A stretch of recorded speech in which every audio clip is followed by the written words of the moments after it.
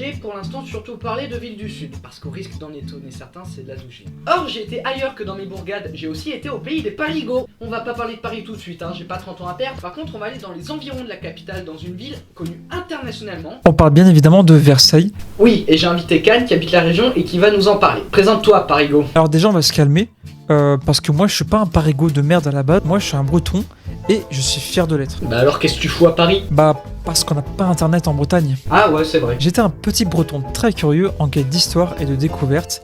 Il y a un fort attachement culturel au patrimoine dont j'en ai fait ma passion. Versailles, c'est une ville que j'aime bien et j'ai été très agréablement surpris par les personnes et les rencontres que j'en ai fait. C'est pourquoi Harley m'a contacté aujourd'hui pour que je vous en parle. Versailles! Mais que dire qui n'a pas été dit? Tarascon, les gens s'en foutent, Carpentras, on s'en pète, mais Versailles, on joue déjà sur un level plus différent. C'est une ville qui a une réputation bien à elle, on la décrit comme hautaine et magnifique à la fois, une continuation parfaite de Paris. Alors, idée reçue ou factuelle?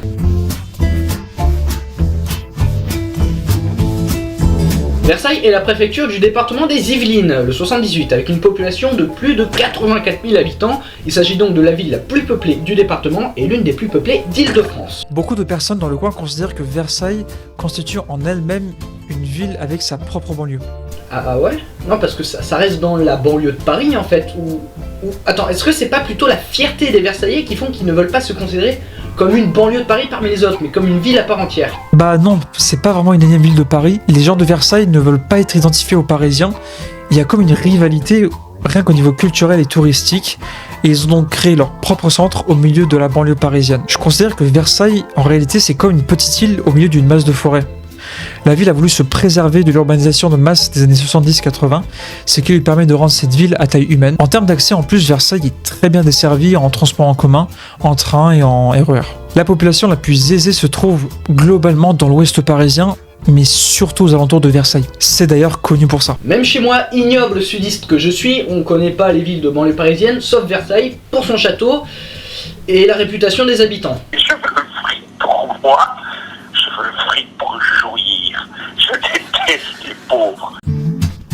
Bon, comme Cannes nous l'a dit, c'est un cadre assez vert et coupé du reste de la région parisienne. C'est assez bien conservé, les bâtiments sont cool, mais ils me foutent un peu les boules et on arrive tout de suite au plus gros problème de Versailles d'après moi. C'est pas une ville pour tout le monde du tout, et elle te le fait bien ressentir. Évidemment, en termes financiers, no joke connard, c'est Versailles, mais aussi en termes de mentalité. C'est une ville qui renvoie une vibe très élitiste et qui te dit que tu n'es pas le bienvenu si tu ne fais pas partie de telle catégorie.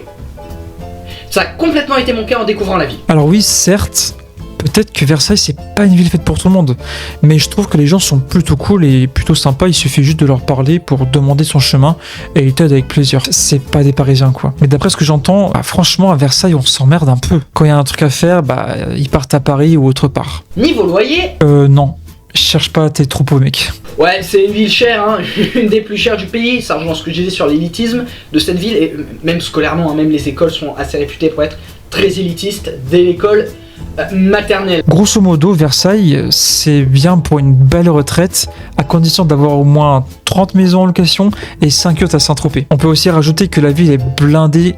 Chaque année, des millions et des millions de touristes arrivent. C'est pas pour rien que la France est la première destination touristique au monde. Mais c'est vrai qu'à Versailles, il y a beaucoup trop de gens. Pendant très longtemps, Versailles était un petit village paumé et un peu nul. Jusqu'en 1623. Le roi Louis XIII a acheté le village à son seigneur pour y construire un petit spot de chasse parce que à l'époque il n'y avait pas Insta, tu t'occupes comme tu veux. Et les rois pétardent le village originel en 1673 pour y construire la ville de leur rêve, Versailles. Versailles devient alors une seconde résidence pour le roi éloigné de Paris pour qu'il puisse se reposer et pour qu'il s'éclate avec ses potes. Mais je doute que Louis XIV joue à la pétanque. Le château est construit sous l'ordre de Louis XIV, en faisant l'un des plus grands châteaux de France. En réalité, Louis XIV voulait construire ce château surtout pour concurrencer le château de Chambord qui a été construit le siècle dernier sous l'édifice de François Ier. En gros, c'est un concours de qui aura la plus grosse. Le château et la ville deviennent les hauts lieux de la culture de l'époque, avec Jean de La Fontaine, André Le Nôtre, le roi, la cour, etc. Le château traverse les périodes révolutionnaires assez tranquillement en fait, bon on lui enlève quelques meubles mais le bâtiment lui-même n'est pas impacté. Et malgré des modifications architecturales, il y a une volonté de garder le bâtiment d'origine. La ville tombe un peu, perd beaucoup d'habitants, tombe dans l'oubli, et ce pendant globalement tout le 19e siècle. jusqu'à la Commune de Paris. En 1871, la Commune de Paris poutre l'État en dehors des limites parisiennes et ces derniers vont se réfugier à Versailles où ils vont gouverner jusqu'en 1879. La ville redore alors son image de ville luxueuse, chère et élitiste à partir du début du XXe siècle, image qu'elle a toujours aujourd'hui. Versailles est aussi connu internationalement. On peut citer par exemple le traité de Versailles qui a été conclu en 1919 et qui a mis fin à la Première Guerre mondiale et condamnant surtout les Allemands. Énerver un Allemand, c'est pas toujours la meilleure idée qui soit. Harley en parlera sûrement quand ce sera le tour de Vichy. Je vais en chier ce jour-là. Oh oui. Versailles fut aussi l'une des premières villes en France à bénéficier des grands projets de la révolution industrielle, notamment le chemin de fer. Cette ville possède 3 gares, avec l'ouverture de la première gare de Versailles-Chantier en 1849, suivie de Versailles-Rive-Droite et de Versailles-Château. Les premières lignes de chemin de fer reliant Paris-Saint-Lazare, Montparnasse à Versailles, mais c'est aussi une étape incontournable de la grande ceinture ferroviaire parisienne. Le château et ses jardins sont évidemment des incontournables, Non, sans blague. mais ça serait dommage de s'arrêter qu'à ça. La ville, même si elle me donne des maux de tête, reste objectivement jolie, hein. Voilà, t'as des beaux bâtiments, t'as la cathédrale qui...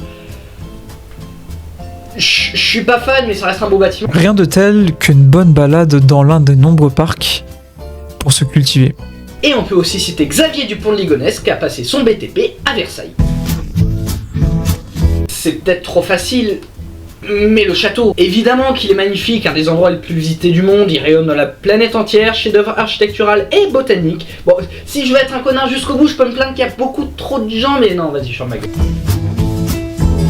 Versailles n'ouvre pas ses portes à tout le monde, c'est une putain de ville d'élitiste. La vibe, la mentalité ne correspondent qu'à une petite partie de la population, et je pense que beaucoup, moi le premier, ne supporteront pas de vivre là-bas pendant plus de 3 mois. On est demain matin, je vais être honnête, c'est vraiment une ville que je déteste. Ça tiendrait qu'à moi, je la foutrais en dé. Son ambiance globale, sa mentalité, sa situation aussi, parce que l'Île-de-France, ça a tendance à me faire un peu chier. La culture île-de-françoise a été complètement détruite par l'étendue de Paris. Versailles arrive à s'en tirer un peu, mais parce que ça complétait Paris. Maintenant, il faut que je sois honnête, ça reste bien. Pour une ville de région parisienne, ça s'en tire bien. Culturellement, évidemment que ça rayonne dans le monde entier, et à raison, parce que le château reste